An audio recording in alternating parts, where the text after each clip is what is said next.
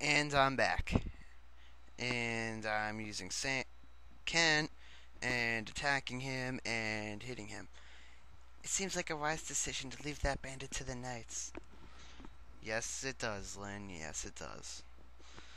And basically, it's another part that forces you to land on that forest space because we just learned about them. They are useful, but these bandits have such a low chance of hitting anyway, that doesn't really matter in this chapter, so I really could care less. Your name is Sain, right? Yes, Sain is the name for the. If you insist, why haven't you used yourself? Huh? Hey, I've been injured. What a cod I am. To wrinkle that perfect brow of yours with worry for me.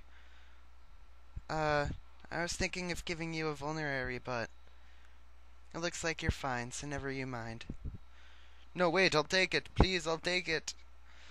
Yeah, there's one of Saint's lines that I just completely missed every single time I tried to voice that. So, yeah. I'm going to give him the crappier vulnerary that's been used already. And use it. Ah, much better. Thanks, Sifu. And you have my gratitude as well, my angel. I am having such a hard time voicing him for I don't know why. But whatever. That's the last thing it forces you to do. It teaches you how to trade and use forests. And it teaches you the weapons triangle. Swords are good against axes. Axes are good against lances. Lances are good against swords. It just didn't tell you because I've turned all the tutorial boxes off. But it doesn't matter because I just told you. You, the viewer. Now you know. And I'm going to heal Lynn. And I think Sain has the lowest XP. So I'm going to hide Kent behind him and try to get Sain some XP. Because honestly, everybody in this whole game, doesn't matter who the hell it is. Even Nino. If you know who Nino is, you know you can't really train her very well. Unless you use only her pretty much throughout every level since you get her. And even she's pretty good, because I've seen her used pretty well as a sage before. But, yeah, everybody's good, so I like to train them all evenly. Especially in the Lynn story mode part. And I'm not going to risk her attacking, because if somehow he hits, and then on the next turn hits again, Lynn is dead. And that happens to me so often, I really just... I get unlucky sometimes, most of the time. Our Carson Knights always tampering in our affairs. And you see? There, he hit Sain. See, he would have hit Lynn. Probably, with my luck. And now, oh, that's just enough. Bam, miss, bam. Blast! There's only supposed to be a lone girl. But there wasn't, because I, Zaldin, am awesome. Sifu. Sorry. I, Sifu, am awesome. And there you go. That's chapter 2. Or chapter 1. That's the last of them. Fantastic work, Sifu. Yes, I know. And now for these Knights of Lycia. You were going to share your story with me? Yeah, screw the accent on Sain's voice. Yes! We have ventured from Kaelin and Lycia to search for someone.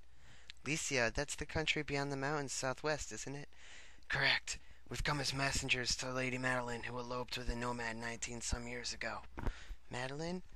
Our lord, the Marquis of Kaelin's only daughter. He was heartbroken. His daughter would abandon him, so eventually the Marquis simply declared that he had no daughter. And then this year we received a letter from Lady Madeline. It said she, her husband, and their daughter were living happily on the Sikhe Plains. The Marquis was ecstatic to learn that he had a granddaughter of 18 years. I remember the smile on his face when he announced that he had suddenly become a grandfather. The granddaughter's name is Lindis. This was also the name of the Marquis's wife, who passed away at an early age. Lindis? That she should bear this name thawed the Marquis's heart. Now his only wish is to meet his daughter's family at least once. This is why we're here.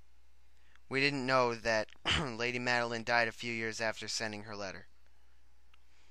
We only learned this shortly after we arrived here in Bulgar. But we also learned that all was not lost. His granddaughter yet lives. We heard that she was on the plains. I knew immediately it was you, Lynn. Why would you think that? Your resemblance to your departed mother is remarkable. What? Did you know my mother? I'm sorry to say I never met her directly. But I saw her portraits in Castle Lynn. To the rest of my tribe, I was always Lynn. But when I was with my parents, when it was just the three of us, I was Lindis. It's all so strange. I was all alone in the world, and now I have a grandfather. Lindis. I never thought I would hear that name again. Wait. That bandit, he called me Lindis too. What? How could he have... He was a henchman of Lord Lundgren, wasn't he? Lundgren? Who's that? He's a Marquise's younger brother. Everyone assumed that Lady Madeline was gone forever. This made Lord Lundgren heir to the Marquise's title. To be blunt, my lady, your existence is an obstacle to your granduncle's ambitions. But I have no interest in inheriting any title. Unfortunately, your granduncle is not the sort of man to believe that. I believe the attempts on your life will persist. What should I do? Accompany us to Kaylin. Continuing on this way is dangerous. I feel I have little choice. I'll go with you. Holy crap, long cutscene. Sifu, I'm sorry. This changes everything. What will you do, Sifu? You want me to decide? Of course, your companionship would do much to ease my journey, but... It's going to be so dangerous. Yeah, that's why I don't want to come. You'll come? Are you sure? Thank you. I said... Let me ask once again for your friendship and your aid. Let me decline your friendship and your aid. What if I don't want to come? Whatever. There you go. Sain has a decent enough voice, and episode 3 is over. Saul and 7 signing out.